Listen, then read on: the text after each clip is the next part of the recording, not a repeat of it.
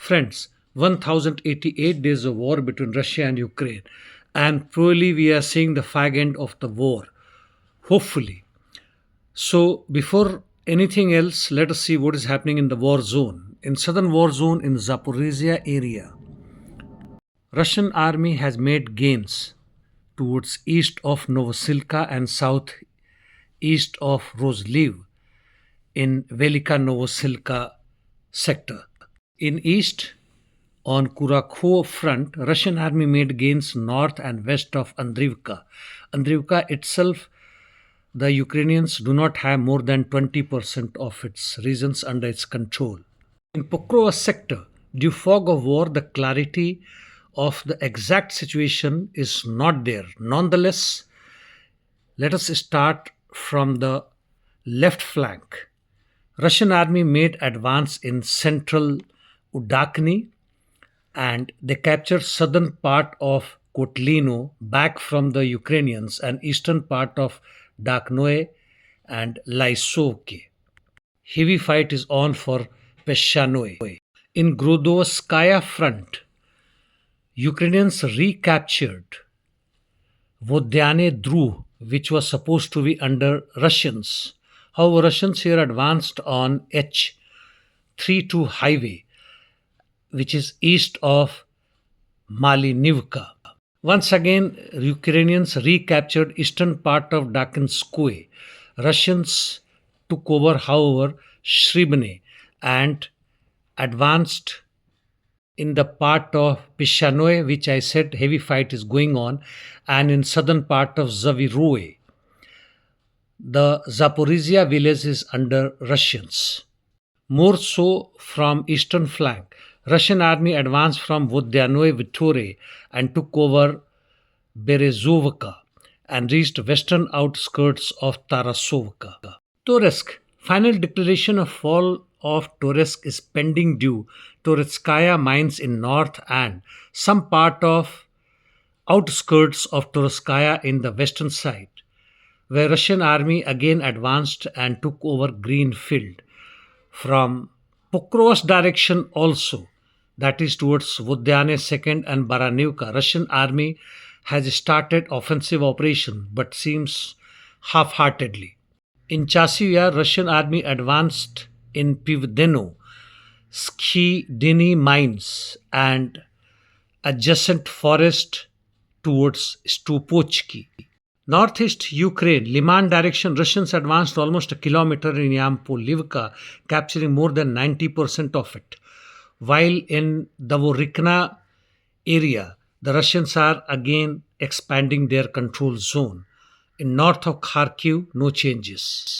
In Kursk, Russian advanced and took over 60% of Sverdlikovo area, which is south of Sudzha, and started advancing towards east of Nikolaev, Darino and Darino itself, while Ukrainians took over Kosita. Russians' offensive operations are on in Malaya Lokanya and southeast of Kruglenkoe. Interdiction missions as before, where Russians hit Kiev, Odessa, Khmelnytsky, Ukrainians hit Slavyansk, Chernobyl nuclear power plant with single UAV, not much of damage is reported. Now coming to Palestine, Lebanon, Israel, Middle East, Gaza Strip is scene of devastation, miseries and genocides, while in West Bank, Israelis operations are on, and similar situation is in southern Lebanon, where Israeli defense forces are continuously demolishing leftover building. In Syria, civil war continuing, while in Sudan, the Sudanese armed forces have made gains in Khartoum while entering in Kafuri district and took over northern part of Shakla district. They also advanced in Al-Sok Al-Frangi district and also gained in Bahri district. DRC, Democratic Republic of Congo, the fight is continuing. Now, little bit on Somalia. As far as Puntland and Somaliland are concerned, may cause conflict in this area, which will include Somalia itself, which claims control or rather sovereignty over these two breakaway groups, and other regional powers like Ethiopia, and which will also include US, China, and maybe even Russia. Israel too will be interested because it wants the Palestinians to be shifted from Gaza Strip in Puntland and Somaliland.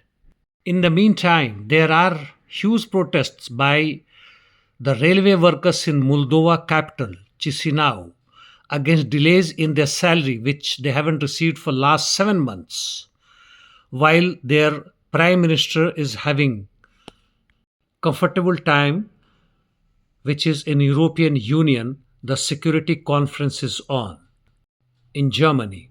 What is likely to happen to BRICS, on which the Russian Federation as well as Chinese were very sure of breaking the US hegemony and its allies, because India seems to be a black sheep now, which is one of the founder members of the BRICS.